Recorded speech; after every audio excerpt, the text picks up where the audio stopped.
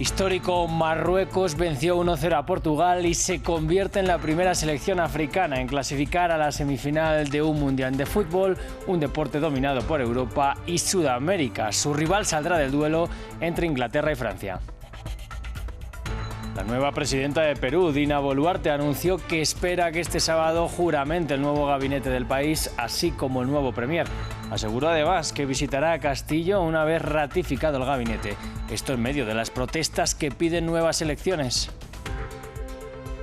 Este sábado, como cada 10 de diciembre desde 1948, se celebra el Día Internacional de los Derechos Humanos, fecha en que la Asamblea General de la ONU adoptó la Declaración Universal de los Derechos Humanos, que pese a ello están en continuo riesgo incrementado por crisis humanitarias y guerras. Analizamos. Bienvenidos al nuevo informativo de France 24. Mi nombre es Rodrigo Sedano y es un gusto acompañarlos. Abrimos este informativo con noticias del Mundial de Fútbol de Qatar. Allí Marruecos demostró que ya hace varias jornadas que dejó de ser una sorpresa. Hoy volvió a eliminar a uno de sus vecinos ibéricos, a Portugal, y ya está en la semifinal luego de haber eliminado también anteriormente a España. Lo hizo con un gol de En-Nesyri poco antes del descanso y es la primera vez que un equipo africano clasifica a semifinales de un Mundial. Vamos a Doha con nuestra enviada especial Natalia Ruiz. Natalia, ¿cómo se desarrolló este partido y cómo están viviendo los aficionados marroquíes esta victoria histórica para su selección? Muy buenas tardes, pues es todo un gran júbilo por parte de los marroquíes que eran mayoría en este estadio aquí de Al Thumama, gran jolgorio a lo largo de todo este partido, muchísimos silbidos cada vez que Portugal tenía la pelota, así que fue bastante ensordecedor y seguramente hasta un poco perturbador para los jugadores lusos el poder luchar por este partido a lo largo de todos estos 90 minutos. Por supuesto, ese gol que llegó de Marruecos ya en el minuto 42, como usted bien lo decía, Rodrigo, de En-Nesyri, pero sobre todo es una falla, una salida en falso por completo de Diogo Costa, el arquero de Portugal. En el segundo tiempo Portugal tuvo mejores ocasiones, sobre todo con la entrada de Cristiano Ronaldo. Finalmente en este partido Gonzalo Ramos, quien había marcado ese triplete en el partido anterior en octavos, hoy estuvo completamente desaparecido y fue Ronaldo quien de alguna manera le entró a este partido con un poco más de peligrosidad, más incisivo, pero finalmente parecía que tampoco lo escuchaban sus compañeros. Portugal estuvo luchando el partido hasta el final, pero pues Marruecos logró ya ese gol y luego mantuvo la presión y mantuvo una defensa férrea. Ahora hay que decirlo, Marruecos logra este momento histórico, por supuesto, para su fútbol, para el fútbol árabe en realidad, porque aquí todos los países árabes van a estar detrás de Marruecos en esa semifinal que vendrá, pero también Marruecos llega con varios de sus jugadores lesionados, entre ellos Saïssi, quien salió de este partido lesionado. Y bueno, será la gran duda, vamos a ver cómo va esto para las próximas semifinales, esperando el vencedor entre Inglaterra y Francia ya esta noche. Pues Natalia, muchas gracias por este reporte. Estoy seguro de que muchos marroquíes estarán esperando ahora un enfrentamiento contra Francia. Vamos a cambiar de tema y nos vamos hasta Perú, porque hay expectativa ante la juramentación del nuevo gabinete ministerial de la presidenta interina, Dina Boluarte, que asumió el miércoles tras la destitución de Pedro Castillo. Se espera que los nuevos funcionarios sean nombrados a horas del mediodía, hora local, mientras se confirmó que Castillo seguirá detenido luego de que la justicia peruana declarara improcedente la demanda de habeas corpus interpuesta, donde solicita se disponga su libertad inmediata. Boluarte afirmó que visitará Castillo una vez se juramente el gabinete. Ampliamos desde Lima con nuestro corresponsal Francisco Zacarías. Francisco, la justicia peruana desestimó el habeas corpus. ¿Qué otras estrategias van a ejecutar ahora? Rodrigo, buenas tardes. Los abogados del expresidente Pedro Castillo acaban de denunciar al Estado peruano ante la Corte Interamericana de Derechos Humanos y le están pidiendo restituir en el cargo que fue depuesto por el Congreso de ese país luego de que ejecutara lo que muchos peruanos llaman un golpe de Estado. En el recurso, la defensa de Castillo le está pidiendo al organismo supranacional que atienda la solicitud de manera urgente. ampare la demanda y ordene la reposición en el puesto a Pedro Castillo de presidente de los peruanos. Esto es precisamente lo que hace unas horas anunció el ex primer ministro Guido Bellido, que van a emprender una batalla legal con otros recursos sin demandas ante la justicia peruana y también ante organismos internacionales. Y Francisco, ¿qué más información se conoce sobre el posible nuevo gabinete? ¿Se han filtrado ya algunos posibles nombres?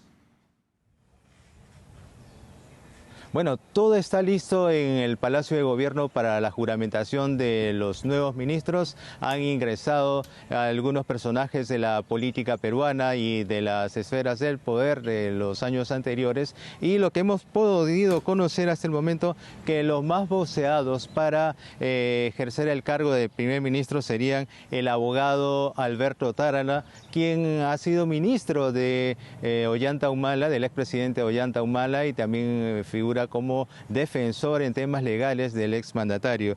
Asimismo, el exministro de Defensa Jorge Nieto sería otro de los más opcionados, además del embajador Luis Chunquihuanca y el exdefensor del pueblo Walter Gutiérrez.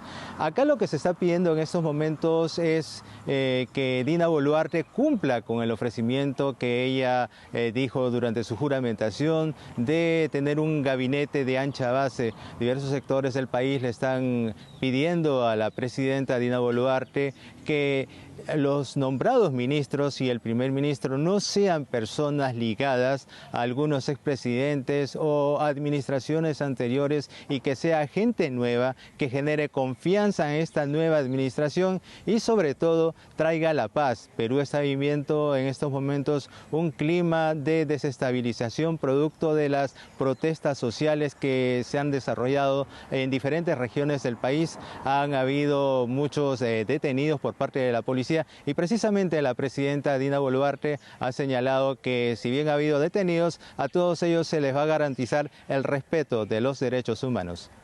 Francisco Zacarías, seguiremos muy atentos a lo que siga pasando en Perú. Muchas gracias por este reporte. Cambiamos de tema porque el 10 de diciembre del año 1948 la Asamblea General de las Naciones Unidas adoptó la Declaración Universal de los Derechos Humanos. Por ello, cada año se celebra en esta fecha su Día Internacional. Unos derechos que, pese a esta declaración, se encuentran en continua vulneración y riesgo debido a situaciones de crisis humanitarias, guerras o contextos políticos adversos, según indica el Fondo de Población de la propia ONU.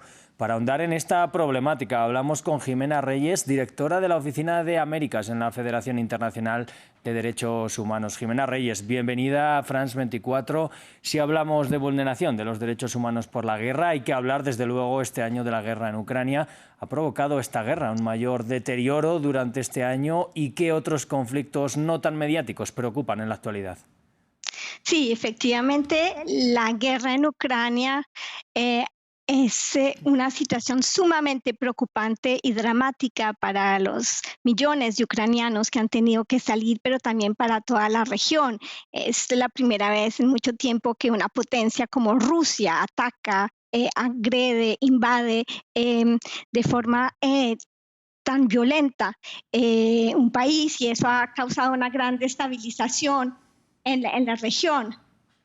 A su vez, hay otros conflictos un poco más olvidados, numerosos, por ejemplo el de Yemen, donde se tiene más de 200.000 personas que han muerto, o la situación en Myanmar, en Asia, o también la reciente situación de conflicto en el Tigre, en Etiopía.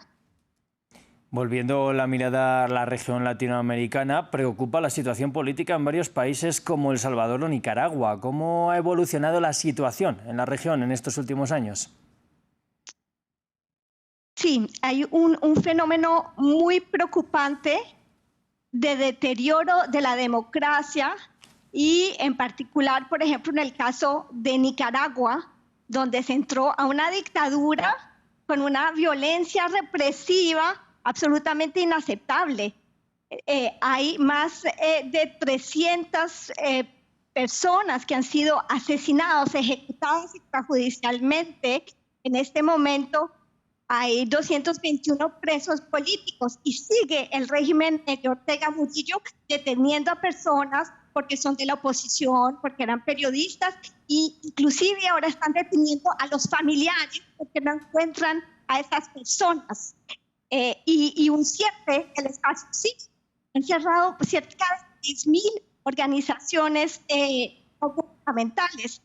Pero además de esa situación, hay un fenómeno en particular en América Central de deterioro con Guatemala, Yamatei y la gran afectación a la independencia de la justicia, donde han tenido que huir fiscales que estaban luchando y denunciando la corrupción en El Salvador con la actitud del presidente Bukele. Entonces, sí, en la región preocupa mucho este deterioro.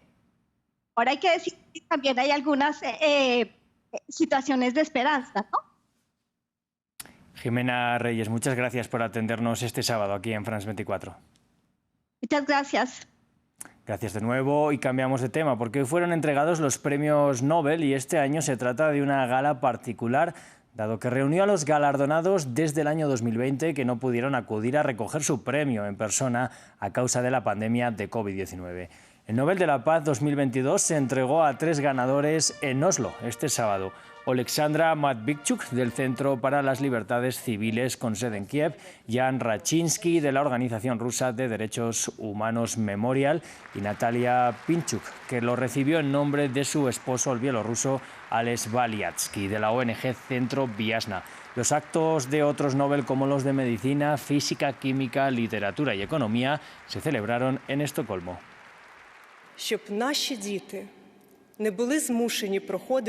Este premio pertenece a todos mis amigos defensores de los derechos humanos, todos los activistas cívicos, decenas de miles de bielorrusos que han sufrido palizas, torturas, arrestos o prisión.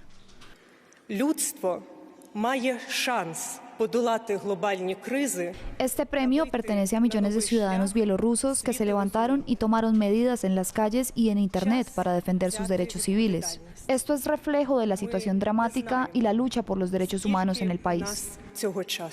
Seguimos en Europa porque en Bruselas, la capital política de la Unión Europea, declararon este sábado ante el juez la vicepresidenta del Parlamento, la socialdemócrata griega Eva Kaili, y otras 4 personas detenidas ayer por supuesta corrupción.